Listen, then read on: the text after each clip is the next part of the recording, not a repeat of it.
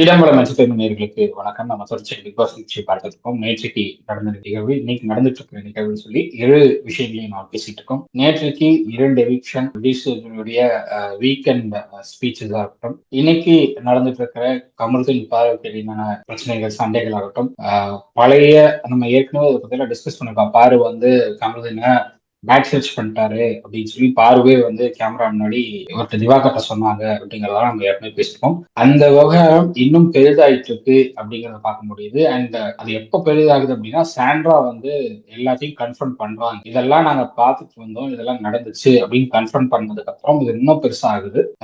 So இதெல்லாம் பெருசானதுனால இப்போ வந்து ஒரு கிளாரிபிகேஷன் கேட்டுட்டு இருக்காரு கமருதீன். அதுக்கு இன்னும் கிளாரிபிகேஷன் கிடைக்கல அவருக்கு இன்னும். ஸோ இந்த பஞ்சாயத்துலாம் போயிட்டு இருக்கு. எதுக்கு இந்த பிரச்சனை இப்போ எடுத்துட்டு வரீங்க அப்படின்னு கனியாகட்டும், அதே மாதிரி விக்கல் சுக்ரம் ஆகட்டும், 2 பேரும் கேட்டுட்டு இருக்காங்க.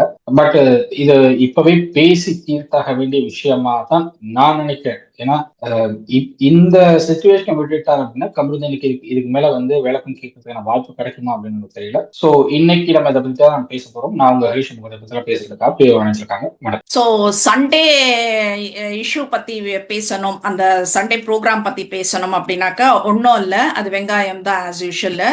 பட் ஆனா நான் சண்டே எபிசோட்ல வந்து ஒரு இடத்துல இவர்கிட்ட கேட்கணும், கேள்வி கேட்டிருக்கணும். ஆக்சுவலா அமித் கிட்ட கேள்வி கேட்டிருக்கணும். பட் வந்து அந்த பார்ட்டியை வந்து ரிமூவ் பண்ணிட்டாங்க. அமித் நீங்க இருங்க, நான் உள்ள போயிட்டு வரேன்னு போனாரு. போயிட்டு வந்த உடனே அமித் தான் கேள்வி கேட்டிருக்கணும் அவரு. பட் அந்த போர்ஷன் அப்படியே ரிமூவ் பண்ணிட்டாங்க. அப்படிங்கிறப்போ இந்த கேள்விகள்லாம் இப்ப அவசியம் இல்லை, நான் முடிவு பண்ணிட்டாங்கிறது அவசியம் இல்லைன்னுட்டு இவங்க முடிவு பண்றதுக்கு யாருன்றதுதான். ஏன்னா நீங்க எடிட்டிங்கே ப்ராப்பரா கொடுக்கல. இல்ல ஃபர்ஸ்ட் வந்துட்டு அந்த சப்ஜெக்டுக்கெல்லாம் போறதுக்கு முன்னாடி எனக்கு ஒன்னே ஒண்ணுதான்.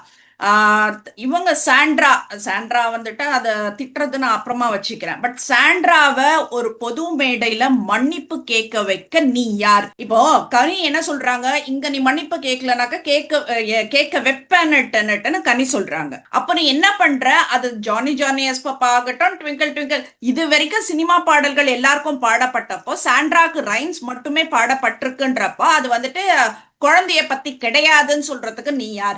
எனக்கு அதெல்லாம் கூட ஓகே, இல்லன்னு சொல்லி நீ சாதாரணமா நீ விட்டுட்டு இருந்தாக்கா பரவாயில்ல. அது எப்படி நீ சாண்ட்ராவை சாரி கேட்க வைக்கிற? அதுவும் பப்ளிக் ஃபோரம்ல, நேஷனல் டெலிவிஷன் சொல்றீங்க, இத்தனை கோடி ஜனம் பார்த்துட்டு இருக்கிற ஒரு ஷோல.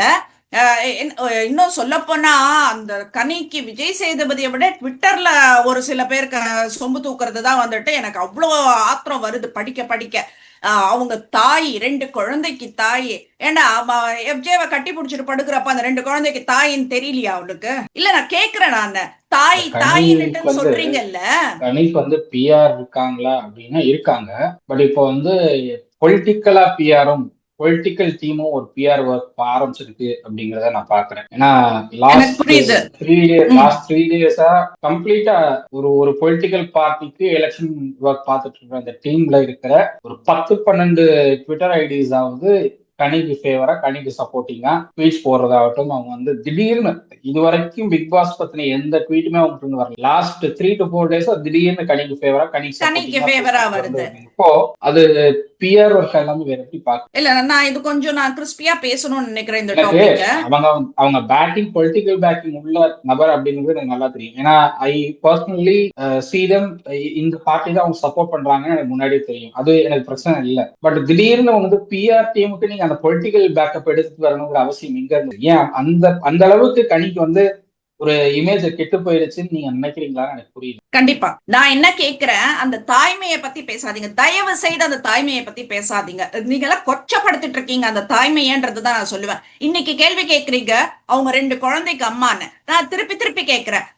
வெளியில இருந்து உள்ள போனவங்க கூட சொல்றாங்க, ஆதிரையும் சொல்றாங்க, நீங்களும் எஃப்ஜேவும் பண்றது வந்துட்டு வெளியில ஆபாசமா தெரியுதுன்றத அவ்வளவு விளக்கமா சொல்றாங்க. அப்ப நீ என்ன பண்ற? ஆதிரைக்கு பொறாம, அதனால சொல்றா. அப்ப என்ன சொல்றது, எந்த ஒரு தாயும் தன் மகனை அப்படியெல்லாம் கட்டி பிடிக்க மாட்டா. அப்படியெல்லாம் வந்துட்டு ரொம்ப கொச்சையா இருந்தது. நான் இதுக்கு மேல விளக்கம் சொல்லல. இதுல அந்த அம்மா அவங்க சகோதரி வந்துட்டு ஏஐ வீடியோ எல்லாம் போடாதீங்கன்னு வேற சொல்றாங்க. அங்க நடந்தது தானே. அப்ப என்ன ஹாட் ஸ்டார்ல ஏஐ பண்ணிட்டு அப்ப போட்டுட்டு இருக்காங்க, அது ட்ரூ இல்லையா அது அப்படின்றதான் நாங்க கேட்கிறோம். அப்பெல்லாம் அங்க அந்த தாய்மை எங்க போச்சுன்னு தெரியல. இவங்களோட ஃபேமிலி வரணுன்றதுக்காக கனி வந்துட்டு நான் என் குழந்தைங்களோட நான் சினிமாக்கே போனது இல்ல. உங்க முகத்துல நீங்களே காரி துப்பிக்கோங்கன்ற. ஒரு சினி ஃபீல்ட்ல இருந்து வரீங்க, எல்லாரும் சினிமா இந்த படத்தை தியேட்டர்ல போய் பாருங்கன்னுட்டு அட்ரஸ் பண்றீங்க. திரு ஆகட்டும், அகத்தியன் ஆகட்டும், எத்தனை படங்க எடுத்திருக்காங்க. நீயும் வந்து அந்த பாராஷூட்ன்ற ஒரு இதுல நடிச்சிருக்க, விஜயலட்சுமி நடிச்சிருக்கா, அவங்க தங்கச்சி நடிச்சிருக்கா. இல்ல, நிரஞ்சனி பண்ண படத்தை தியேட்டர்ல இவங்க பார்த்தாங்கன்னு ஒரு ஞாபகம் எனக்கு இருக்கு. கண்ணும் கண்ணும் கொள்ளையடித்தாலும் நினைக்கிறேன் நிரஞ்சனி அதுல பண்ணியிருந்தாங்க. இவங்க தியேட்டருக்கு போய் பார்த்ததா எனக்கு ஒரு ஞாபகம் இருக்கு. தியேட்டருக்கு போகல பொய்ன்னு கேக்குறேன் நானு. குழந்தைங்களோட போன மாதிரி தான் எனக்கு ஒரு ஞாபகம். இல்ல, எதுக்கு நீ இவ்வளவு பொய் சொல்ற? 2 குழந்தைக்கு அம்மா 2 குழந்தைக்கு அம்மான்னுட்டு இன்னைக்கு சாண்ட்ரா விஷயத்துக்கு கொண்டு வராங்கல்ல. ஒரு 2 குழந்தைக்கு அம்மா, நீ என்ன சொல்லி கொடுக்குற உன் குழந்தைங்களுக்குன்னு கேக்குறேன் நானு. நான் எஃப்ஜே கூட பிஹேவ் பண்ண அப்பவே நான் சொன்னேன் நானு, உன் குழந்தைங்க என்ன கத்துப்பாங்க, குழந்தைங்க என்ன கத்துப்பாங்கன்றத கூட விட்டுடு.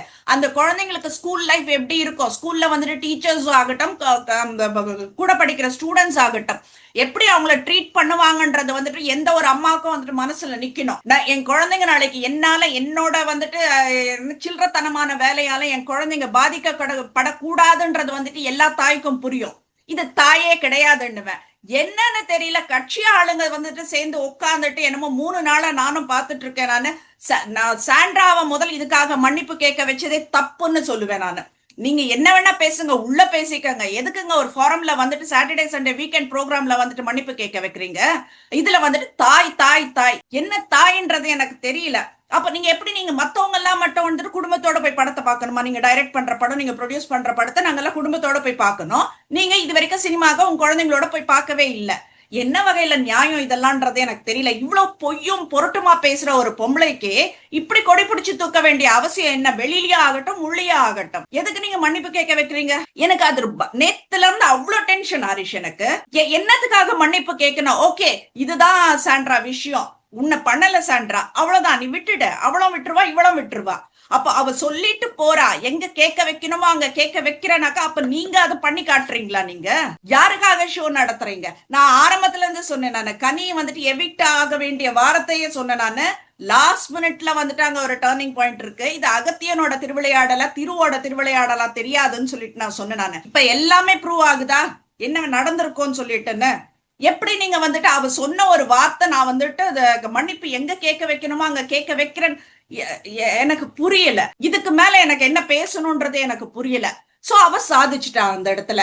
ஆனா அவ பண்ணது தப்பு அந்த இடத்துல. எதுக்காக மன்னிப்பு கேட்கணும்? யாருக்காக மன்னிப்பு கேட்கணும்? வந்து அட்டாச்ட் என்ன சொல்றது வந்து ஒரு ஃபீலிங்ஸ் அட்டாச்சா இருக்காங்க. குழந்தைங்க பார்க்கணும் அப்படிங்கிற ஒரு ஃபீலிங்ஸ்ல அவங்க இருக்காங்க. அந்த நேரத்துல அவங்கள பார்த்து அந்த ரைம்ஸ் பாட வேண்டிய அவசியமே அங்க வரல. நீங்க வந்து யூஸ்வலா நீங்க மலையாளம் இப்போ விக்ரமும் கமருதீனும் மலையாளம் பாட்டு பாடணும். அது மாதிரி மலையாளத்துல ஏதாவது ஒரு பாட்டு பாடிட்டு போயிருக்கலாம். சுபிக்ஷாவும் தான் பாடினாங்க, மலையாளம் தான் பாடினாங்க. என்ன மலரே நின்னே காணான்னு நம்ம பாடினாங்க. ஸோ அது மாதிரி உங்களுக்கு மலையாளம் தெரியல அப்படின்னாலும் மலையாளத்தை நீங்க கொலை பண்ணி கூட பாடுங்க, ஒன்றும் தப்பே கிடையாது. நீங்க வந்து ரைம்ஸ் எடுத்து பாடுறது அப்படிங்கிறது வாண்டடா அவங்கள வந்து எமோஷனலா நீங்க பிளாக்மெயில் பண்ணணும்னு நினைச்சு பண்ண மாதிரி இருந்தது. அது வந்து எப்படினாலும் நீங்க தான் ஜெயிக்க போறீங்கிறது உங்களுக்கே தெரியும். அப்புறம் எதுக்கு அந்த ரைம்ஸ் பாடிட்டு எதுக்கு அந்த எமோஷனல்ல போயிட்டு நீங்க சொரண்டி விடுறீங்க? இப்ப வரைக்கும் விஜய் சேதுபதி இப்ப வரைக்கும் அந்த கேள்வியே கனிக்கிட்ட கேட்கவே இல்லை. இப்ப வரைக்கும் அவர் வந்து அந்த கேள்வியே இல்ல. இவர் தான் எல்லாம் கனி வந்துட்டு என்னெல்லாம் பேசணும்னு இவர் பேசி முடிச்சிடுறாரு. அப்புறம் என்னத்த கனி கிட்ட நீ கேட்க போற? நீ கனி கிட்டையும் கேட்கணும், விக்ரம் கிட்டையும் கேட்கணும். அதே மாதிரி மத்த கண்டஸ்டன்ட் மத்தவங்க பாடினாங்க, கமருதன் டயலாக் எல்லாம் பேசிட்டு இருந்தாரு, அவர்கிட்டையும் கேட்கணும். ஒரு டீம் அவங்க வந்து 15 நிமிஷத்துல கண்டுபிடிச்சிட்டாங்க. கனி, ஆதரி, பார்வதி அண்ட் கமருதன் 4 பேர் சேர்ந்து அந்த 4 பேர் இருக்கிற டீம் வந்து 15 நிமிஷத்துல கண்டுபிடிச்சிட்டாங்க. வேற எந்த டீமும் அதை பீட் பண்ண முடியாதுங்கிறது எல்லாருக்கும் தெரிஞ்சு போச்சு. முதல் சாங் கண்டுபிடிக்கிறதுக்கே அவங்களுக்கு 10 நிமிஷத்துக்கு மேல ஆயிடுச்சு. அப்படிங்கிறப்போ அப்பவே வந்து இவங்க தோத்துட்டாங்க அப்படிங்கிறது கன்ஃபார்ம் ஆயிடுச்சு. அதுக்கு மேல அவங்க டிஸ்டர்ப் பண்ண வேண்டியதுக்கான அவசியம் என்ன அப்படின்னு ஒரு வார்த்தை கேட்க வேண்டிய இடத்துல விஜய் சேதுபதி இருக்காரு. அதுதான் நான் அன்னைக்கே சொன்னேன், கேள்வி கேட்க முடியலன்னா தயவு செஞ்சு விலகிடுங்க விஜய் சேதுபதி அப்படின்னு. அதனாலதான் நான் சொன்னேன், எப்ப சாமி உன் கையெடுத்து கும்பிடுற, நீ வெளியில போன்றேன் நான் விஜய் சேதுபதி.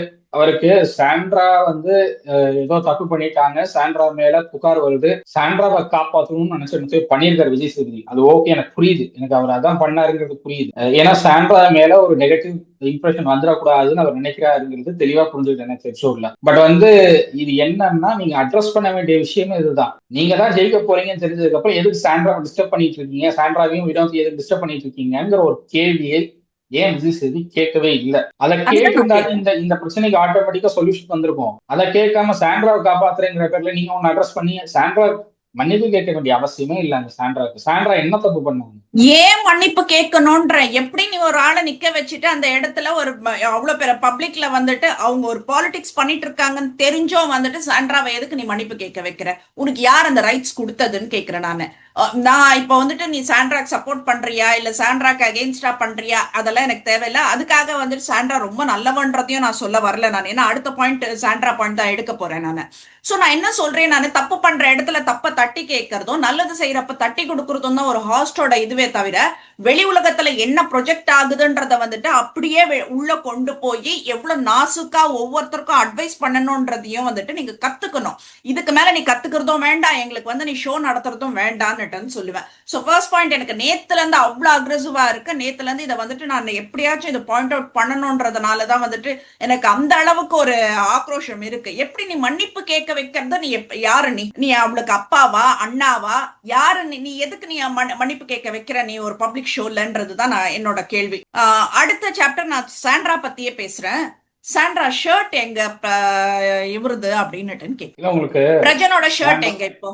இல்ல அதான் அதை நான் சொல்றேன். பிரஜன் வரக்கூடிய வீக் சரிங்களா? பிரஜன் வரக்கூடிய வீக் உங்களுக்கு ஒரு எக்ஸைட்மெண்ட் வந்துருக்கு. நம்ம வந்து கிட்ஸ பார்க்க போறோம்.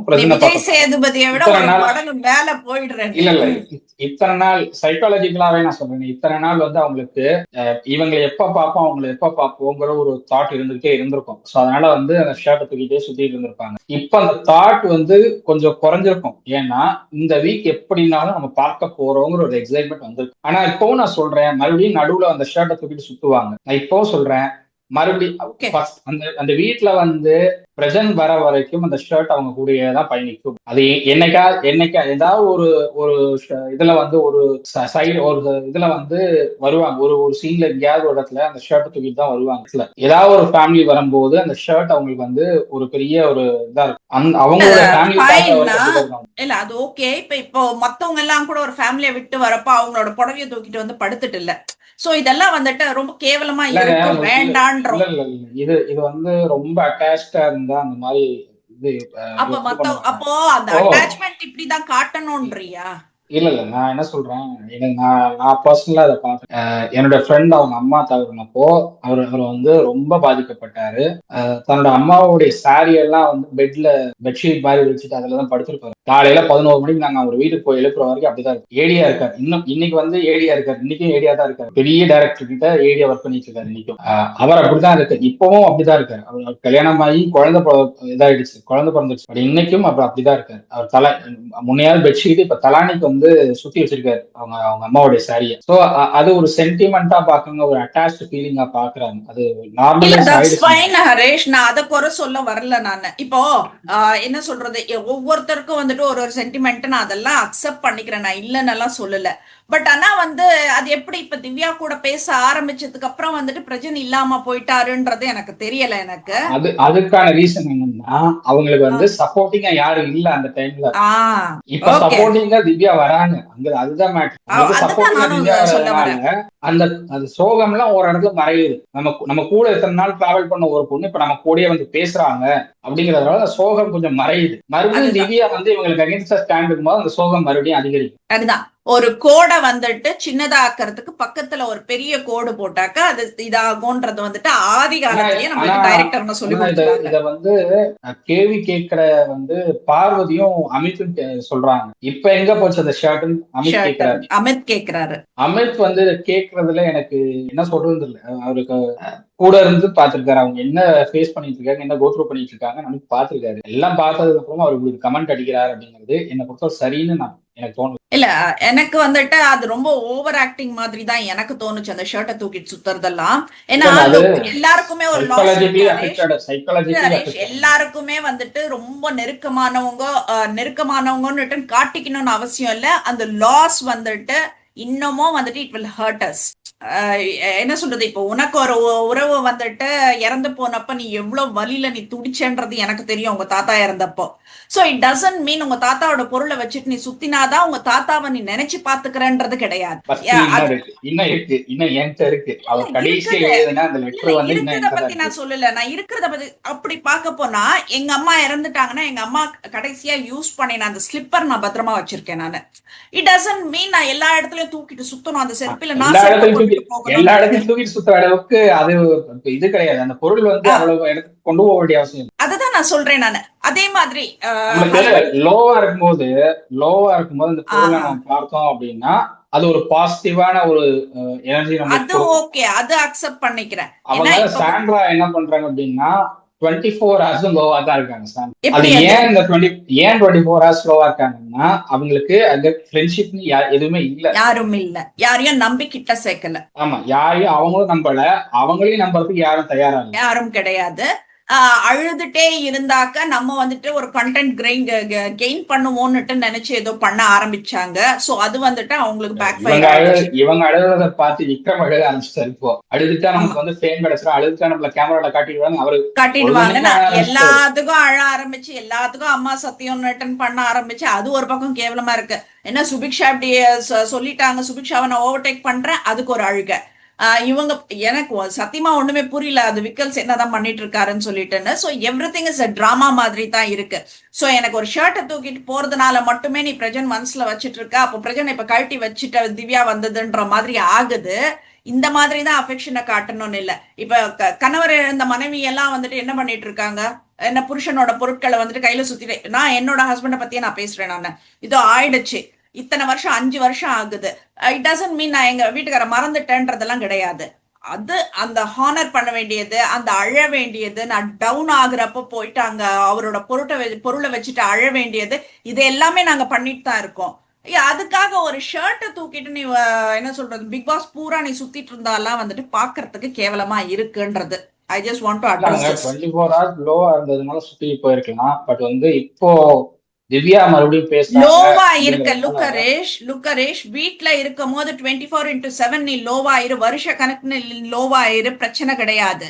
ஒரு நாளைக்கு இவ்வளோன்னுட்டு பைசா வாங்குற இடத்துல வந்துட்டு உன் கடமையை நீ செய்யாம நீ வந்துட்டு உன் பர்சனல் விஷயக்கு வந்துட்டு நீ கொடுக்குறனாக்கா you are not at all a human being. நான் அதுதான் நான் சொல்வேன். நான் ஏன்னா வாங்குற காசுக்கு நம்ம வந்துட்டு செய்யணும் அந்த வேலையை. வாங்குற இல்ல அவங்களுக்கு பிக் பாஸ் ஷோக்கு வரதுக்கு அவங்களுக்கு இன்ட்ரெஸ்ட் இல்லை. அவங்க பல இடத்துல கிளம்பி அவங்களே போன்றேன் நான், இன்ட்ரெஸ்ட் இல்ல. விடணும்ல பிக் பாஸ் மேக்கர்ஸ் விடணும்ல வெளியில. நான் ரெடியா தானே இருக்கேங்கிறாங்க அவங்க. என்ன இப்ப போஸ்ட்னால நான் போறது ரெடியா இருக்கேன்னு தானே சொல்றாங்க அவங்க. அப்புறம் எதுக்கு என்கிட்ட காசு இல்ல அதுக்குதான் அவங்க இல்ல அவங்க ரொம்ப தெளிவா சொல்றாங்க. பிரஜன் வந்து அவருடைய கேரியரை வந்து மறுபடியும் ரீஸ்டார்ட் பண்ணணும். அவர் வந்து இந்த மாதிரி கையெழுத்து போட்டிருக்காரு, அந்த கடனை அடைக்கணுங்கிறதுனால அவருக்கு சப்போர்ட்டிவா நான் அந்த பிக் பாஸ் வீட்டுக்குள்ள வந்தேன்னு சொல்றாங்க. நீங்க மெயினான ஒரு ஆளை வந்து வெளியே அனுப்பிட்டு சப்ஸ்டிடியூட்டா வந்தவங்க உள்ள உட்கார வச்சுட்டு கேம் ஆட சொல்லிட்டு இருக்கீங்க. மெயினான ஆளை உள்ள வச்சுட்டு இவங்களை வெளியே அனுப்பியிருந்தா இந்த பிரச்சனை எல்லாம் வந்திருக்காரு. மெயினான நபரை வந்து வெளியே அனுப்பிட்டு சப்ஸ்டிடியூட் உட்கார வச்சுட்டு இருந்தா அது ஒன்னும் சொல்ல முடியாது. அதுதான் சொல்றேன்,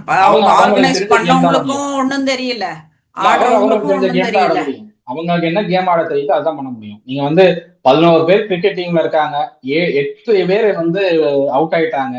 கடைசி 2 பேட்ஸ்மேன் 9வது 10வது இடத்துக்கு வர பேட்ஸ்மேன் 2 பேரும் பவுலர்ஸா இருப்பாங்க. நான் 100 ரன் அடிக்கணும்னா அவங்களுக்கு என்ன வருதோ அதான் ஆட முடியும். 100 ரன் 2 பேரால அடிக்க முடியும். அதுதான் ஒரு கேப்டனோட வேலை. என்ன இவன் வந்துட்டு நல்லா பேட்டிங் பண்ணுவானா இவனை ஃபர்ஸ்ட் அனுப்பலாம், இவங்க வந்துட்டு நல்லா போலிங் பண்ணுவாங்களா, இல்ல இவங்க வந்துட்டு ஃபீல்ட் ஒர்க் நல்லா பண்றாங்களா, ஃபீல்டிங்ல போடலாம். இந்த மாதிரி ஒரு கேப்டன் தான் வந்துட்டு ஆர்கனைஸ் பண்ணணும். நம்மளுக்கு தான் கேப்டனே சரியில்லையா, அப்புறம் என்ன பண்ணுவாங்க? இஷ்டத்துக்கு ஓட்டிங் பேட்டர்ன் படி வெளியிடனா பரவாயில்ல, இஷ்டத்துக்கு இவங்க போட்டு அவங்க போட்டு முடிவு பண்ணி பண்றதுனாலதான் இந்த குழப்பமே வருது. ஓகே, சோ இன்னைக்கு அடுத்த டாபிக் போறேன் நானு. இன்னைக்கு வந்துட்டு 2 ப்ரோமோவை வந்துட்டு ஆக்கிரமிச்சிருக்கிறது கம்ருதீன் அண்ட் பாருவோட ஃபைட். இந்த ஃபைட் வந்துட்டு எங்களுக்கு தேவையா அப்படி, ஏன்னா அது அவங்க 2 பேரோட பர்சனல் ஃபைட். இது வந்துட்டு மக்களுக்கு தேவையா? நான் இதை வந்து எப்ப எக்ஸ்பெக்ட் பண்ணேன்னா திவாகர் வந்து கம்ருதீன் கிட்ட ஓபன் பண்ணுவாரு, அப்போ இந்த ஃபைட் வரும்னு எக்ஸ்பெக்ட் பண்ணது. திவாகர் கமருதீன் கிட்ட அதை பத்தி பேசவே இல்லை. திவாகர் வந்து கேட்டு மூவ் ஆயிட்டாரு, கமருதீன் கிட்ட ஓபன் பண்ணல. ஆனா சாண்ட்ரா வந்த உடனே இதை ஓபன் பண்ணிட்டு பார்வதி கிட்ட சொன்னாங்க, நீ வந்து டபுள் கேம் ஆடுற பார்வதி, உனக்கு உனக்கு வந்து இது செட் ஆகாது. கம்ருதீனோட நீ வந்து டிராவல் பண்றது நல்லா இல்ல, வெளியில பாக்குறவங்களுக்கும் நல்லா தெரியல. அதனால நீ கம்ருதீன் விட்டு விலகி நீ உன்னோட கேம் ஆடுன்னு பார்வதி அட்வைஸ் பண்ணாங்க. பிரஜனும் அட்வைஸ் பண்ணாரு. பிரஜன் ரொம்ப ஓப்பனா சொன்னார், வெளியில இது வேற மாதிரி போர்ட்ரே ஆகுது அப்படின்னு சொன்னாரு. இப்ப பார்வதி இதெல்லாம் கேட்டாங்க. நீ நைட்டெல்லாம் உட்காந்து கேட்டுட்டு அடுத்த நாள் காலையில ஐம் ஒன்லி என்ன சொல்றது, நான் என்னுடைய குடும்பத்துக்கு மட்டும்தான் இதை பத்தி நான் பதில் சொல்லணும், உங்களுக்கு எல்லாம் நான் பதில் சொல்ல வேண்டிய அவசியம் இல்லைன்ட்டு ஒரு கருத்து சொன்னாங்க. So I am only countable to my family அப்படின்னு அவங்க சொன்னதுக்கு அப்புறம் இந்த விஷயத்த தலையிட வேணாம் அப்படின்னு முடிவு பண்ணி தான் ரெண்டு பேரும் அந்த மேட்டரை பத்தி எடுக்காம விட்டாங்க. கமருதீன் அதுக்கப்புறம் வந்து க்ளோஸ் ஆயிட்டாரு. பட் ஸ்டில் ஏதோ ஒரு இடத்துல அவருக்கு ஒரு நெருடல் இருக்கு. மறுபடியும் இந்த டாபிக் அவர் தான் எடுத்துட்டு வராரு. அவர் தான் எடுத்துட்டு வராரு. எடுத்துட்டு வந்ததுக்கு அப்புறம் சாண்ட்ரா இந்த விஷயத்த இன்னும் அந்த என்ன பேசியிருக்காங்க, என்ன வெளியில அவங்க பார்த்தாங்கிறதெல்லாம் சொன்னதுனால அது இன்னும் ஃபயர் ஆகுது. அப்போ கமருதீன் கேட்கிறாரு, நீ இதுக்கெல்லாம் விளக்கம் கொடுக்கணும், நான் உன்கிட்ட அப்படியா பழகுனேன், இதுக்கெல்லாம் விளக்கம் கொடுக்கணும், ஏன் வந்து உனக்கு அப்படி தோணுச்சு அப்படின்னா நீ அன்னைக்கே சொல்லிருக்கலாமே. இப்போ எனக்கு இப்போ பார்வதி சொன்ன விஷயம் வந்து எப்படினாலும் கமருதீனுக்கு ஒரு பிளாக் மார்க் ரிஸ்க் ஆயிடுச்சு. கண்டிப்பா அத பார்வதி தான் கிளியர் பண்ணணும். பார்வதி அதை கிளியர் பண்ணாம அவங்க வந்து ரிலேஷன்ஷிப்ல போயிட்டாங்க கமருதீனோட. இப்போ கமருதீன் மேல பார்வதி வச்ச அலிகேஷன் உண்மையா இல்லையாங்கிறது தெரியும். அது தெரிஞ்சாதான் வந்து அந்த ரிலேஷன்ஷிப் வந்து இல்ல, அது ஆல்மோஸ்ட் உண்மைன்ற மாதிரி தான். இவரு நம்ம ஆளு கேப்டன் இருக்காரு விஜய் சேதுபதி, ஜெயில என்னெல்லாம் பண்ணிட்டு இப்ப வெக்கப்படுறாரு பாருனாக்கா, அப்ப என்ன பண்ணாரு? எல்லாம் தான், எல்லாம் தூபம் போடுறது இவர் தானே உட்காந்து போட்டுட்டு இருக்காரு. நீ வந்துட்டு அதை கொஸ்டின் பண்ண வேண்டிய இடத்துல இருக்கிற ஆளே நீ ஒண்ணுமே கொஸ்டின் பண்ணல. இது வந்துட்டு ஒரு பையனோட ஃபியூச்சர், ஒரு பையனோட கரியர், ஒரு பையனோட பேரு. இப்போ கம்ருதீனுக்கு என்ன ஆயிருக்குன்னா, இப்ப இவங்க பேரண்ட்ஸை வந்துட்டு 24 hours இங்க ஸ்டே பண்ண வைக்கிறா அப்படின்னா என்ன ரீசன் கேக்குறப்போ இதை கிளாரிஃபை பண்ணணும் நான் அப்படின்னா, இப்போ சாண்ட்ராவும் திவ்யாவும் இப்போ கொளுத்தி போடுறாங்க, வெளியில இப்படி ப்ரொஜெக்ட் ஆயிருக்கு, அவங்க எப்படி வந்து ரியாக்ட் பண்ணுவாங்க தெரியாதுன்னு. அப்போ பேட் டச் அப்படின்றது வந்துட்டு எந்த ஒரு அம்மாக்குமே வந்துட்டு தன்னோட பொண்ணுக்கு பேட் டச்னாக்க சகிச்சுக்க முடியாது. தான் எந்த எல்லைக்கு வேணா போவாங்க, தனக்கு என்ன பிரச்சனை வேணா பாத்துக்குவாங்க, உயிரே போற நிலைமைனா கூட வந்துட்டு தன் குழந்தைங்க பாதுகாப்பா இருக்கணும் தான் எந்த அம்மாவும் நினைப்பாங்க. சோ பேட் டச்ன்றது ரெஜிஸ்டர் ஆன ஒரு விஷயமா இருக்கிறதுனால இப்ப அந்த பேரண்ட்ஸ் வந்துட்டு கம்ருதீனா ஹவு கேன் யூ டூ திஸ்னு ஒரு கேள்வி கேட்டா என்ன பண்ணுவேன்?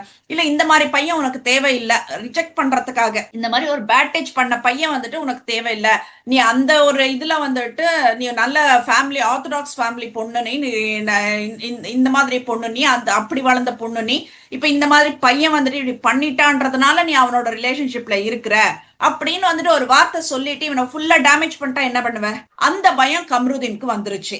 சோ அதனால என்னன்றா, அவங்க ஏதோ வராங்க போறாங்கன்னா பரவாயில்ல, 24 hours அங்க ஸ்டே பண்றாங்கன்னா 24 hoursல வந்துட்டு ஏதோ ஒரு இடத்துல அந்த வார்த்தை கண்டிப்பா வந்துட்டு எனக்கு மைனஸா வந்து நிக்கும்ன்றதுல வந்துட்டு இவன் தெளிவா இருக்கான். அதனாலதான் இவன் வாண்டடா அதை எடுக்கிறான். கமருதீன் இப்ப கேட்கல அப்படின்னாலும் கமருதீனுடைய சிஸ்டர் வந்து உள்ள வந்தாங்கன்னா இதை கேட்பாங்க. கண்டிப்பா இன்டர்வியூ கொடுத்திருக்காங்க. அவங்க நிச்சயமா அதை பத்தி கேட்பாங்க. அவங்க சிஸ்டர் உள்ள வந்தாங்க அப்படின்னா எப்படினாலும் இது வந்து பேசப்படக்கூடிய விஷயமா தான் இருக்க போகுது. பட் இத ஸ்டார்டிங்லேயே பேசிருக்கணும். ரொம்ப லேட்டா எடுக்கிறாங்க அப்படின்னு தான் நான் பாக்குறேன். வராங்க அப்படின்றப்ப அது கூட 24 hours they are going to stay hereன்றப்ப வந்துட்டு கம்ருதீனுக்கு கொஞ்சம் பயம் வந்துருச்சு. நம்மள டோட்டலா காலி பண்ண போறாங்க சொல்றான் பாரு, எனக்கு மறுபடியும் குல்லா போட போறான்றது அதெல்லாம் எனக்கு ஓகேவா தான் இருந்தது. அவனோட பயம் அவனுக்கு தான் தெரியும்.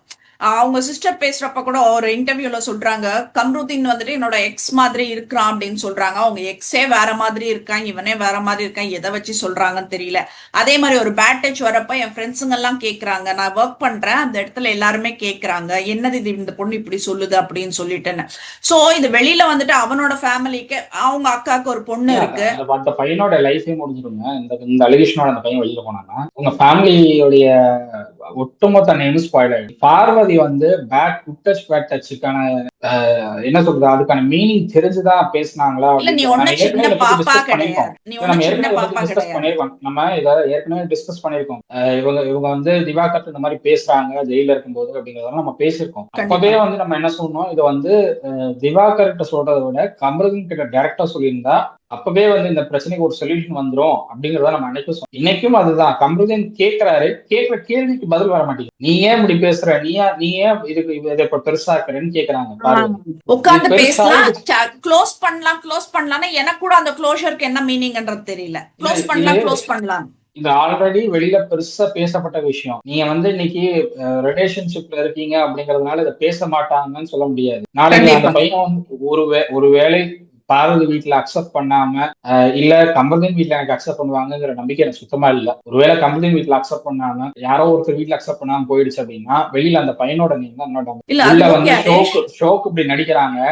ஆ, இந்த பொண்ணு அந்த பையன் மேல வந்து இப்படி ஒரு அலிகேஷன் வச்சா அதுதான் காரணமா இருக்கும். வெளியில அந்த பையன் எத்தனை பேருக்கு இப்படி நடந்திருப்பான்னு ஒரு கேள்வி வரும். அதுக்கேத்த மாதிரி அன்னைக்கு திவ்யாவும் ஒன்ஸ் பேசினாங்க. இல்ல இல்ல வெளியில கேள்வி எல்லா வருது. எல்லா இ- திவ்யாவும் இல்ல இல்ல ஆதரியும் அன்னைக்கு அதே மாதிரி ஒரு ஒரு விஷயத்த சொன்னாங்க. செட்ல எல்லா பசங்ககிட்டயும் அவர் அப்படித்தான் நடந்துக்கிறாரு, எல்லார்கிட்டயும் இந்த கல்யாணம் பண்ணிக்கிறான்னு கேட்டாருன்னு திவ்யாவும் திவ்யா சொல்றாங்க, இவங்களும் ஆதிரையும் அதுதான் சொல்றா. ஆதரியா சொன்னாங்க. சோ ஓகேவா? அதனால எல்லாத்தையும் சுத்தி முடிச்சு வச்சு இவர் இதைதான் பண்ணியிருக்காருன்னு ஒரு பேச்சு ஆட்டோமேட்டிக்கா வரும். வரும். அதெல்லாம் ஸ்டாப் பண்ணணும்னா பார்வதி எக்ஸ்பிளனேஷன் கொடுத்தாகணும். பார்வதி எக்ஸ்பிளனேஷன் கொடுக்காம இதெல்லாம் முடியாது. பட் இல்ல பார்வதி இந்த வந்து எண்ட் முடிச்சிடலாம் இதை முடிச்சிடலாம்னு பாயிண்ட்ல சொல்லி ஒரு புரியுது. கடைசி 20 நாள் இருக்கிறப்போ இந்த எண்ட் பாயிண்ட்ல இன்னொருத்தர் கூட வந்துட்டு ரெவ்யூ கொடுக்கறவரு சொல்றாரு, "A பொறுக்கி இஸ் ஆல்வேஸ் அ பொறுக்கி" அப்படின்னுட்டுன்னு ஒரு ஸ்டேட்மெண்ட் கொடுக்கறாரு கம்ருதீனுக்கு. ஆமா, ஒரு பொறுக்கி எப்பவுமே பொறுக்கி தான், அவனை திருந்தவே விடாதீங்கன்ற நானு. இப்ப சொசைட்டி விடாது, அதுதான் உண்மை. ஒரு திருட இல்லங்க, என்னைக்கு வந்துட்டு ஒருத்தர் கத்தி பொறுக்கின்னு இல்ல எடுக்கிறானோ இல்ல கடைசி பொறுக்கின்னு வரைக்கும் எதை அவன் வச்சு கத்தி தான். சொல்றாரு? பொறுக்கின்னு எதை வச்சு சொல்றாரு? திவ்யா சொன்ன அலிகேஷன்ஸ் வச்சா இல்ல ஆதரி சொன்ன அலிகேஷன்ஸ் வச்சா? இல்ல இல்ல இந்த ஆதரி பார்த்திபன் ஆதரி எஃப்ஜே மேல பார்த்திபன் சொன்னார் தெரியுமா? ஆதரி வந்து எஃப்ஜே மேல ஒரு அலிகேஷன் வச்சாங்க. எஃப்ஜே என்ன பயன்படுத்திக்கிட்டாருன்னு ஒரு அலிகேஷன் வச்சாங்க. எஃப்ஜே வந்து எவிக்ட் ஆகி போற டைம்ல நான் உன்னை வந்து யூஸ் பண்ணணும்னு நினைக்கல, நான் உன்னை ஒரு நல்ல ஃப்ரெண்டா என் கூட வச்சுக்கணும்னு நினைச்சேன். என்னோட கேம் வந்து பாதிக்கப்பட்டுச்சு, உன்னோட கேமும் பாதிக்கப்பட்டுச்சு, அதனாலதான் நான் விலகினேன் அப்படிங்கிறத சொன்னார்.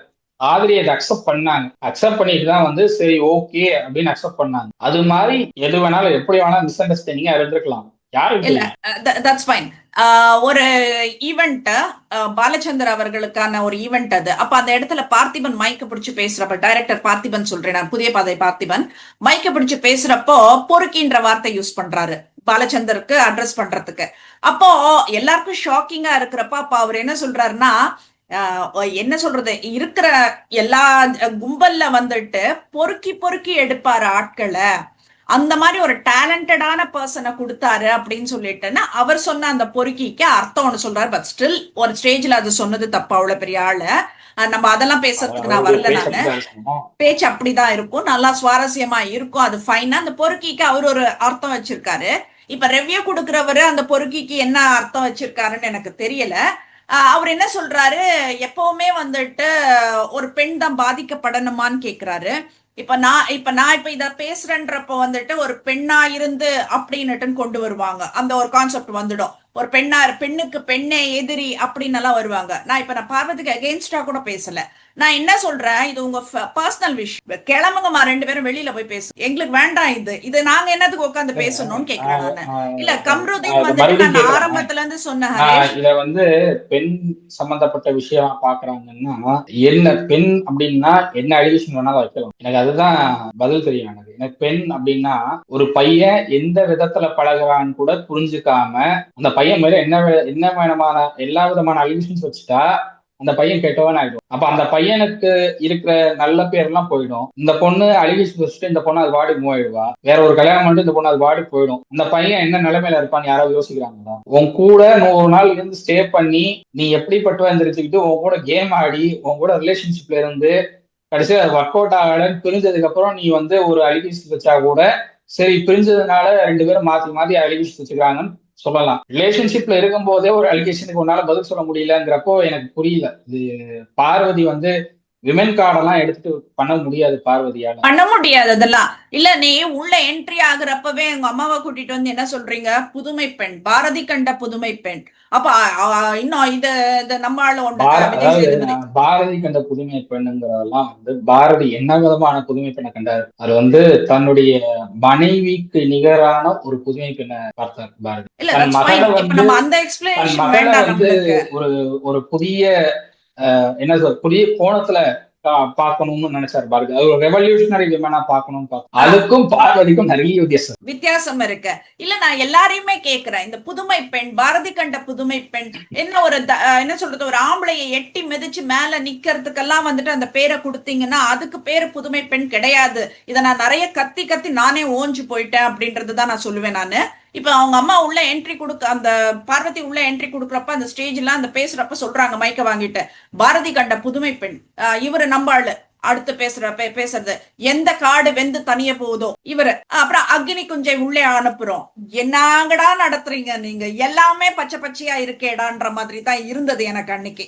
இல்ல நான் எனக்கு சத்தியமா ஒண்ணுமே புரியல எனக்கு. நீங்க என்ன பேசுறீங்க, என்ன பண்றீங்க, எதை புதுமை பெண்ணுன்னு சொல்றீங்க, ஒண்ணுமே புரியல எனக்கு. நீங்க உள்ள அனுப்பிட்டீங்க. இப்ப அங்க என்ன எல்லாம் காட்டக்கூடாத எல்லாமே காட்டிட்டு இருக்கீங்க. நான் என்ன கேக்குறேன், 5 அறிவு ஜீவன்கள் வந்துட்டு அவங்களுக்குன்னு ஒரு பிரைவசி கிடையாது, தனிப்பட்ட இடம் கிடையாது. அதனால பப்ளிக்ல எங்க வேணா அவங்க வந்துட்டு எல்லாமே செஞ்சுட்டு போயிடுவாங்க. ஆனா நமக்கு 6 அறிவு இருக்கு. அந்த 6வது அறிவை வச்சு நம்ம என்ன வெளியில ப்ரொஜெக்ட் பண்ணணும், நாம எதை அடக்கணும்ன்றது வந்துட்டு அந்த 6வது அறிவுக்கு தெரியணும்.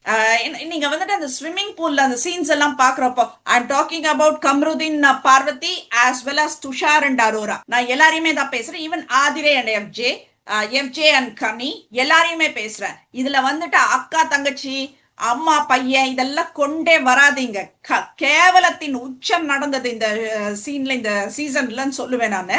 இதுக்கெல்லாம் வந்துட்டு நீங்க இதெல்லாம் ஒரு 6 அறிவு ஜீவன்கள் செய்ய வேண்டிய விஷயமான்றது எனக்கு தெரியல.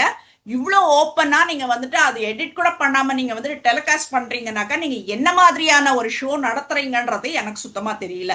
சோ நான் ரொம்ப வெகுண்டு போயிட்டேன்றது வந்துட்டு இதுல இருந்து நானே சொல்லிக்கிறேன். விஜய் டிவி ப்ராடக்ட் அவங்க வந்து குப்பத் கோமாளில இருந்தாங்க. இந்த பிக் பாஸ்னுடைய ஹிந்தி வெர்ஷன்ல கலந்துட்டாங்க. தேங்காய் சீனிவாசன் அவருடைய பேச்சு ஸ்ருதி அவங்க வந்து ஓகே, ஒரு இன்டர்வியூ என்ன கொடுத்திருந்தாங்க. அழகா இருந்தது தெரியுமா அவங்களோட இது.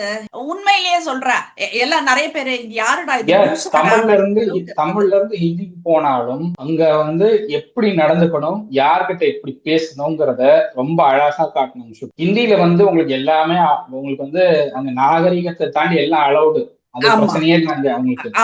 பட் அங்க நான் இப்படிதான் இருப்பேன், நான் இதுதான் நான் அப்படிங்கறத ரொம்ப அழகா காட்டணும். she used that word கலாச்சாரம் அந்த இடத்துல ரொம்ப அழகா இருந்தது. எங்க எடுத்துட்டு போய் கலாச்சாரத்தை சொன்னா அவங்க இல்ல அவங்க ட்ரெஸ் மாத்தணும். அவங்க ஹஸ்பண்ட் வந்தாரு, நானும் உள்ள வரவான்றது கலாச்சாரம் படி இருக்கணும்டா, யூ கெட் அவுட் அப்படின்னா.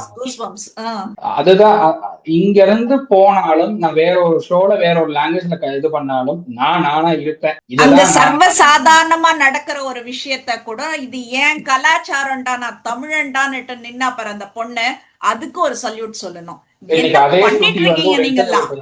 இன்னைக்கு அதே ஸ்ருதி ஒரு இன்டர்வியூ கொடுத்திருக்காங்க. இந்த பிக் பாஸ் சீசனை அவங்க இதுவரைக்கும் 7 பிக் பாஸ் சீசன்ஸ் பாத்துருக்காங்க. இங்க 8வது சீசன் நடக்கும்போது அவங்க ஹிந்தில கலந்துட்டு இருந்தாங்க. இப்போ 9th சீசன் பாக்குறாங்க. இந்த சீசன் கம்ப்ளீட்டா கில்மாவாவே இருக்கு அப்படின்னு அவங்களே ஓப்பனா பேசியிருக்காங்க. சோ உங்களுக்கு உங்க பிக் பாஸோடைய ஷோல கலந்துகிட்ட ஒருத்தர் உங்க விஜய் டிவி ப்ராடக்ட்ல இருக்கிறவங்க அவங்களே இப்படி ஒரு கமெண்ட் வைக்கிறாங்கன்னா அப்ப எந்த அளவுக்கு மோசமா இந்த ஷோ போயிட்டு இருக்கு அப்படிங்கிறத பார்க்க. இங்க இருந்து வேற ஒரு லாங்குவேஜ் நடக்கிற பிக் பாஸ் ஷோல கலந்துகிட்டவங்க அவங்க எப்படி நடந்துகிட்டாங்க அப்படிங்கறத இங்க இருக்கிறவங்களுக்கு தயவு செஞ்சு பாடாயிடுங்க. இல்ல இந்த அக்கா தங்கச்சி, அக்கா தம்பி, அம்மா பையன் இந்த பாண்டிங் எல்லாம் சொல்றாங்க பாரு. லாஸ்ட் சீசன்ல ஜாக்லின், சௌந்தர்யா, அப்புறம் யாரு அது கூட இருந்தது, தம்பி நட்டுன்னு சொல்லிட்டு சட்டுன்னு பேர் வரல எனக்கு பேர் ஞாபகம். அந்த ஹீரோ அவரோட பிலிம் எல்லாம் கூட வந்திருந்தது. இந்த 3 பேர் பாண்டிங் எப்படி இருந்தது பாத்தியா? எவ்வளவு ஸ்ட்ராங் பாண்டிங். வெளியில போயும் அது எப்படி கண்டினியூ ஆகுது, அதெல்லாம் வந்துட்டு பியூர் ரிலேஷன். வந்து இப்போ சௌந்தர்யாவோட அந்த ஷாப் ஓபனிங்க்கு போனாங்க. ஓபனிங் இல்ல அங்க கூட ஒருத்தர் கலாய்ச்சிட்டு ரொம்ப ஃப்ரெண்ட்லியா பேசிக்கிட்டாங்க. அதுதான் வந்து உண்மையான ஃப்ரெண்ட்ஷிப், உண்மையான பாண்டிங். அதுதான் இப்ப இவங்க அப்படிதான் உட்காருவாங்க, மேல தோள் மேல கைய போட்டுட்டு ஆபாசமா எந்த பார்வையிலுமே அது இல்ல.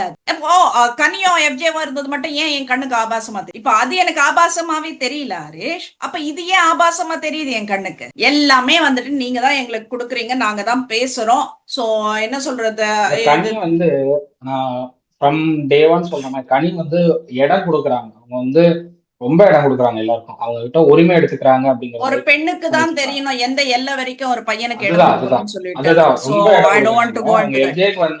எஃப்ஜேக்கு ரொம்ப இடம் கொடுத்துட்டாங்க. அது வந்து இனியாவது புரிஞ்சுக்குவாங்க அப்படின்னு நான் நம்புறேன். அட்லீஸ்ட் பிக் பாஸ் வீட்டுக்குள்ள போறவங்க தயவு செஞ்சு கனிக்கு இதெல்லாம் புரிய வச்சா கொஞ்சம் பெட்டரா இருக்கும். அவங்களுடைய நேம் என்ன மாதிரி டேமேஜ் ஆயிருக்கு அப்படிங்கறதெல்லாம் புரிய வச்சா கொஞ்சம் பெட்டரா இருக்கும்.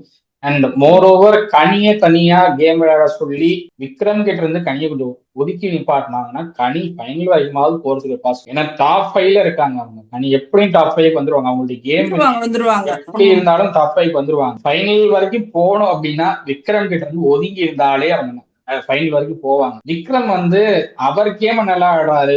தனக்கு யாரெல்லாம் போட்டியா இருக்காங்களோ அவங்க எல்லாம் கீழே இறக்கி விட்டு இன்டர்வியூல அததான் சொல்லிட்டு இருக்கா. ரொம்ப சைலண்டா பண்றாரு விக்ரம். அவரு யாரெல்லாம் தனக்கு போட்டின்னு நினைக்கிறாரோ அவங்க எல்லாம் கீழே இறக்கி விட்டுறாரு. சோ அதனால வந்து கனி ரொம்ப கேர்ஃபுல்லா இருக்க வேண்டிய ஒருத்தர்னா அது விக்ரம் கிட்ட மட்டும்தான். மத்த யாரும் அவங்களுக்கு போட்டியே இல்லை. விக்ரம் மட்டும்தான் எனக்கு தெரிஞ்சு கூடவே இருந்து அவங்கள வந்து ரொம்ப வாட்ச் பண்ணிட்டு இருக்காரு. கேர்ஃபுல்லா போக வேண்டிய ஆளு விக்ரம் மட்டும்தான். சுபிக்ஷாவும் நான் தான் சொல்லுவேன். சுபிக்ஷா வந்து ஒரு அண்ணன் இருக்காங்க. சுபிக்ஷா வந்ததே ரொம்ப பெரிய விஷயம். பட் என்ன சொல்றது, ஒண்ணுமே பண்ணாம வந்தது. 2000க்கு அப்புறம் பிறந்தவங்கல்ல எனக்கு தெரிஞ்சு போன சீசன்ல அந்த கானா பாடிட்டு இருந்தாங்கல்ல அந்த பையன், அவன் இந்த சீசன்ல சுபிக்ஷா இவங்கதான் 12வது வாரம் வரைக்கும் இருந்திருக்காங்க. இத்தனை சீசன்லயே 2000க்கு மேல பிறந்தவங்க அப்படின்னு. அண்ட் அதர் திங் வந்துட்டு சண்டே எபிசோட் ஒன்னு சொல்ல மறந்துட்டேன். அரோரா வந்துட்டு பாரு வந்தோட இது முடிஞ்சிடுச்சு அப்படின்னுட்டுன்னு அடுக்கடுக்கா சொல்லிட்டு இருந்தாங்க. இந்த அம்மா என்ன அதுல வந்துட்டு இப்ப சொன்னாங்கல்ல, அந்த அடுக்கடுக்கா சொன்னதுல வந்துட்டு ஏதாச்சும் ஒன்னாச்சும் இவங்க பண்ணிருக்காங்களானாக்கா இல்ல. அது எப்படி இவங்க மேல இருக்கிறத ஒரு அலிகேஷனை வந்துட்டு அது இன்னொருத்தர் மேல வச்சுட்டு அதுக்கு ஒரு கிளப்ஸ் வாங்குறாங்கன்றது எனக்கு தெரியல எனக்கு. சோ எல்லாமே வந்துட்டு அரோரா அவங்க வைக்கிற பாயிண்ட்ஸ் எல்லாம் ஓகே. என்ன பொறுத்தவரை அது வேலிடான பாயிண்ட்ஸ். பட் வந்து இவங்களே 5 வாரம் ஒண்ணுமே பண்ணல. 5 வாரத்துக்கு அப்புறமா இவ்வளவு பிரச்சனை நடந்துட்டு இருக்கு. நீ ஒரு எக்ஸ் ஃப்ரெண்டாலாம் தேவையே கிடையாது. அவங்க பிரச்சனை அவங்க ஃபேஸ் பண்ணிக்கிட்டோம். என்ன உனக்கு பஞ்சாயத்து? ஆஸ் எ ஃப்ரெண்டுன்னு சொல்லிட்டு இல்ல ஆஸ் எ எக்ஸ் ஃப்ரெண்டா நான் சொல்றேன் நானு. பட் ஸ்டில் வந்துட்டு நீங்க பார்வதியை உட்கார வச்சு அதுக்கு ஒரு க்ளோஷர் வாங்கு அப்படின்னுட்டு இன்னும் ஒரு தூபம் ஏத்தி விட்டுட்டு இருக்கிற. இது வந்துட்டு அரோரா வந்துட்டு ஆல்ரெடி பார்வதி சொல்லியாச்சு, ஷீஸ் பிளேயிங் வித் எமோஷன்ஸ்ன்னுட்டுன்னு. Yeah she's playing with emotions தான். ஏன்னா இவங்களுக்கு அரோராவோட மென்டாலிட்டி எப்படின்னா தனக்கு கிடைக்கலன்னா யாருக்கும் கிடைக்க கூடாது, அந்த மாதிரி ஒரு மென்டாலிட்டியில போற பொண்ணு அது. ஸோ லெட்ஸ் சி ஹரிஷ் இன்னைக்கு என்ன நடக்குதுன்னு பார்க்கலாம். ஏன்னா ஃபுல்லா எல்லாமே வந்துட்டு கம்ருதீன் பாருன்ற மாதிரி தான் இருந்தது. So let's see what's happening. Captaincy பொறுப்படுத்திட்டாரு கமருதீன். கமருதீனுடைய ட்ரெஸ் செலக்ஷன்ல இருந்து அவருக்கான ஷூல இருந்து எல்லாத்தையும் பிக் பாஸ் செலக்ட் பண்ணாங்க. இந்த முறை கமருதீன் வந்து கொஞ்சம் பெஸ்டான கேப்டனா தன்னை காட்டிக்கிட்டா நல்லா இருக்கும். இது வரைக்கும் 11 கேப்டனும் ஒண்ணுமே பண்ணல. 12வது கேப்டனா இவராவது ஏதாவது பண்ணுவாருன்னு எதிர்பார்க்கிறோம். அண்ட் இன்னும் ஒரு கேப்டன் மட்டும் தான் இந்த பிக் பாஸ் வீட்டுக்குள்ள வரணும். இன்னும் ஒரு கேப்டன் மட்டும் தான் அந்த பிக் பாஸ் வீட்டுக்குள்ள இருக்க முடியும். அது நெக்ஸ்ட் வீக் ஒரு கேப்டன் மட்டும் தான் இருப்பார். அதுக்கப்புறம் ஃபைனல் நோக்கி போயிடும். ஸோ அதனால அடுத்த ஒரு கேப்டன் யாரா இருப்பாங்க அப்படிங்கிற ஒரு எதிர்பார்ப்பும் எல்லாருக்கிட்டையும். ஏன்னா கேப்டன் ஆகாதவங்க நிறைய பேர் இருக்காங்க, பார்வதி உட்பட நிறைய பேர் இருக்காங்க. ஸோ அடுத்து யார் கேப்டனா வரப்போறாங்க அப்படிங்கிறது வெயிட் பண்ணி தான் பார்க்கணும். அண்ட் கமருதீன் வந்து ஒரு விஷயத்த சொன்னாரு. எஃப்ஜே வந்து இந்த மாதிரி டிசர்வ்டு அப்படிங்கிற ஏதோ வார்த்தை எஃப்ஜே பயன்படுத்தினார் அப்படின்னு சொன்னப்போ ரொம்ப க்ளோஸ் ஆனேன் நான் அந்த கேப்டன்சி டாஸ்க்ல. எனக்கு அது கொஞ்சம் வலிச்சுது. நான் அப்பவே முடிவெடுத்தேன் எப்படியாவது கேப்டன்சி டாஸ்க்ல நம்ம ஜெயிச் ஆகணும் முடிவெடுத்தேன். அதனாலதான் என்னால ஜெயிக்க முடிஞ்சது அப்படின்னு ஒரு வார்த்தை சொன்னாரு. ஸோ என்னை பொறுத்தவரை ஒரு பாயிண்ட்ல ஸ்டிக் ஆகிட்டு இதை பண்ணி ஆகணுங்கிற முடிவு வந்தார் அப்படின்னா தமிழனால பண்ண முடியும் அப்படிங்கறது இது புரிய வைக்குது. ஸோ ரிலேஷன்ஷிப்பை தாண்டி கேமா எடுத்துட்டு போனா தமிழனும் ஃபைனல் வரைக்கும் போகலாம். எங்களுக்கு கேம் மட்டும் தான் வேணும், உங்க ரிலேஷன்ஷிப் பத்தி எல்லாம் எங்களுக்கு கவலை கிடையாது. இந்த வீக் வந்து மிட்வீக் எவிக்ஷன் இருக்கும் அப்படின்னு சொல்லப்படுது. மிட்வீக் எவிக்ஷன்ல கனி அவங்க ஃபேமிலியோடய வெளியில போகலாம் அப்படின்னு பேசப்படுது. அது எந்த அளவுக்கு உண்மை அப்படின்னு தெரியல. ஏன்னா அவங்க கனி ஃபேமிலி சைடுக்கும் இதை பத்தி எந்த தகவலும் இல்லை. ஸோ அதனால தகவல் அப்படிதான் வந்துட்டு இருக்கு. யாரோ ஒருத்தர் மிட்வீக் எவிக்ஷன்ல போவாங்க, அது கனியா இருக்க பாசிபிலிட்டி நிறைய இருக்கு அப்படின்னு சொல்லப்படுது. ஸோ அதனால அது வெயிட் பண்ணி தான் பார்க்க. சாண்ட்ரா பணப்பெட்டி டாஸ்க் வரைக்கும் இருப்பாங்க அப்படின்னு தான் நினைக்கிறேன். கேஷ் எடுப்பாங்க அப்படின்னு தான் தகவல். அதை தாண்டி வேற யாரு எப்படி கொண்டு போறாங்கன்னு தெரியல. சுபிக்ஷா எவ்வளவு நாள் இருப்பாங்க அப்படிங்கிறது தெரியல. விக்ரம் ஃபைனல் வரைக்கும் போயிடுவாரு, அது கன்ஃபார்மா தெரியுது. விக்ரம் பார்வதியும் ஃபைனலுக்கு போறதுக்கான பாசிபிலிட்டி நிறைய இருக்கு. வேற யார் ஃபைனல் வரைக்கும் போவாங்க, ஃபைனல் டே வரைக்கும் வேற யார் இருப்பாங்க அப்படிங்கிறது தெரியல. ஏன்னா இந்த சீசன் மட்டும்தான் ஃபைனலிஸ்ட் யாருங்கிறதே தெரியாத அளவுக்கு ஒரு 70-80 நாள் வரைக்கும் ஓட்டிருக்கு. இவ்வளவு இல்ல 50ல இருந்து 60 நாள் கிட்ட வரும்போதே வந்து இவங்க எல்லாம் ஃபைனலிஸ்ட் அப்படிங்கிறது ஒரு கன்ஃபர்மேஷன் கிடைச்சிடும். கன்ஃபர்மேஷன் இருக்கும். ஏன்னா அந்த அளவுக்கு உங்களுடைய கேம் பிளான் இருக்கும். இந்த சீசன்ல மட்டும்தான் 80 நாள் கிட்ட நெருங்கியும் ஃபைனலிஸ்டா யார் வருவாங்கிறதே சொல்ல முடியாத நிலைமை இருக்கு. ஏன்னா அந்த அளவுக்கு வந்து ரொம்ப வஸ்டான ஒரு சீசன். ஏன்னா no one deserves to hold the cup. என்னை பொறுத்த வரைக்கும் நான் அதுதான் சொல்லுவேன். ஸோ லெட்ஸ் சி ஹரிஷ், இன்னைக்கு என்ன நடக்குதுன்றத பார்ப்போம். பார்த்துட்டு நாளை பேசுவோம். கண்டிப்பா. தேங்க்யூ.